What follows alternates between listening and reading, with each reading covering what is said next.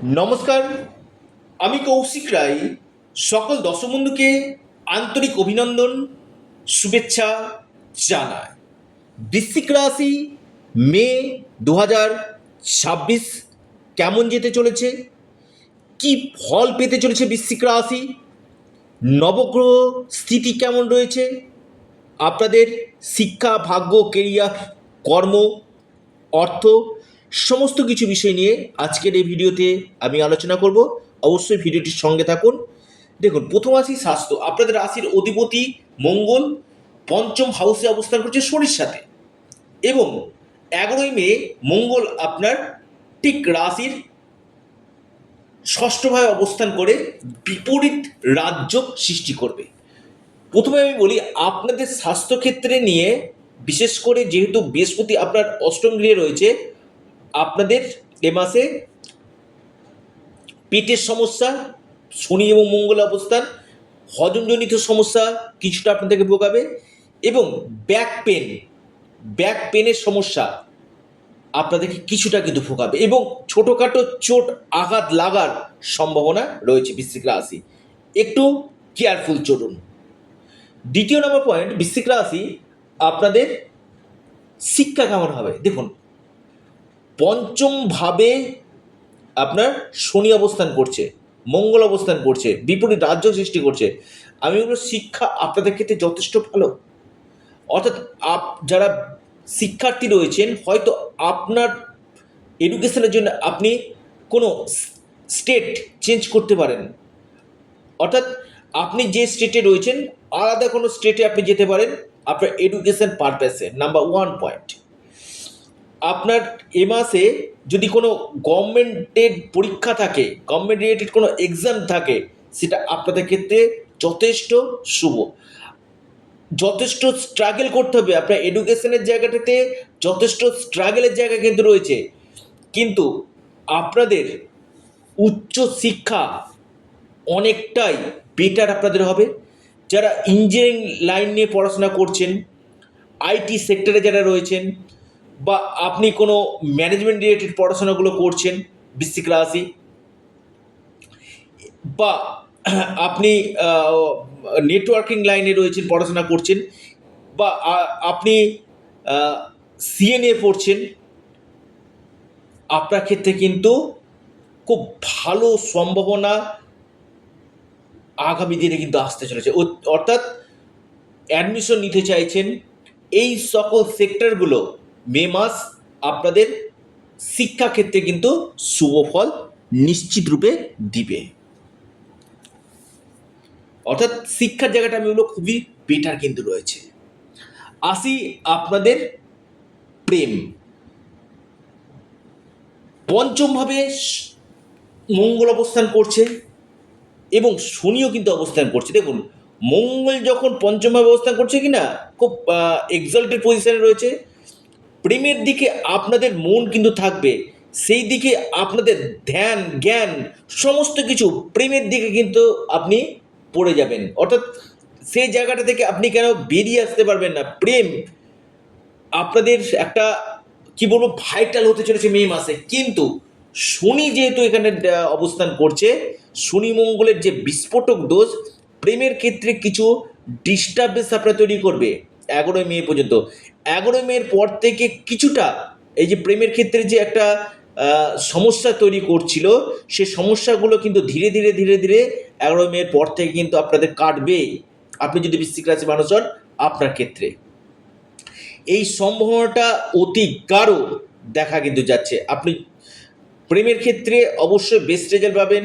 আপনার যে অপোজিট রয়েছে তার প্রতি আপনার যথেষ্ট একটা আকর্ষণ থাকবে। ছোটোখাটো খুচরো সমস্যা রয়েছে, প্রেমের জায়গা নিয়ে বড় কোনো সমস্যা আমি দেখতে পাচ্ছি না। আর্থিক স্থিতির জায়গায় যদি বলি, বৃহস্পতি আপনার ধনভাবে দৃষ্টি দিচ্ছে। আমি বলবো আপনার ফিনান্সিয়াল জায়গা কিন্তু যথেষ্ট ভালো, ফিনান্সিয়াল গ্রোথ আপনার হবে। এবং চতুর্থভাবে রাহুর অবস্থান, আমি বলবো আপনাদের ক্ষেত্রে এ মাসে কোনো প্রপার্টি, কোনো গাড়ি, বা কোনো আপনি জমি, এই সকল জায়গায় কিন্তু আপনি কিনতে পারেন, কেনার সম্ভাবনা কিন্তু রয়েছে, বা এই সকল ক্ষেত্রে ইনভেস্টমেন্টে হওয়ার সম্ভাবনা দেখা যাচ্ছে। তবে মায়ের স্বাস্থ্য নিয়ে একটু দুশ্চিন্তার কারণ বৃশ্চিক রাশির এ মাসে কিন্তু দেখা যাচ্ছে। আপনার মা এবং আপনার পিতা এই দুটোর জায়গা নিয়ে কিন্তু সমস্যা রয়েছে। একটু হলেও স্বাস্থ্য রিলেটেড জায়গা বৃশ্চিক রাশি বা বৃশ্চিক লগ্নের ক্ষেত্রে আমি বলছি, বা আপনার পিতার জন্য মেডিকেল এক্সপেন্সেস বৃদ্ধি হওয়া, এই সম্ভাবনাগুলো কিন্তু আপনার তৈরি কিন্তু করছে। আসি বৈবাহিক জীবন। দেখুন, সপ্তম লর্ড সপ্তমভাবে অবস্থান করছে, খুব ভালো।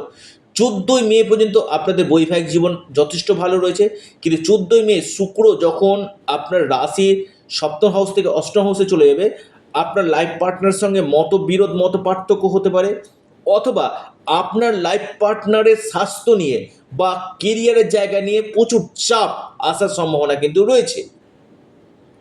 হয়তো বিপি বেড়ে যাওয়া, হয়তো সুগার বেড়ে যাওয়া, হয়তো একটু টেনশান, একটু চিড়চিড়ে স্বভাবের হয়ে যাবে আপনার লাইফ পার্টনার, এই সম্ভাবনাগুলো কিন্তু রয়েছে বৃশ্চিক রাশি। তবে 14ই মে পর্যন্ত শুক্র যতদিন মালব্য মহাপুরুষ রাজযোগ সৃষ্টি করছে সপ্তম হাউসে রয়েছে, আমি বলবো কোনো সমস্যা আমি দেখতে পাচ্ছি না।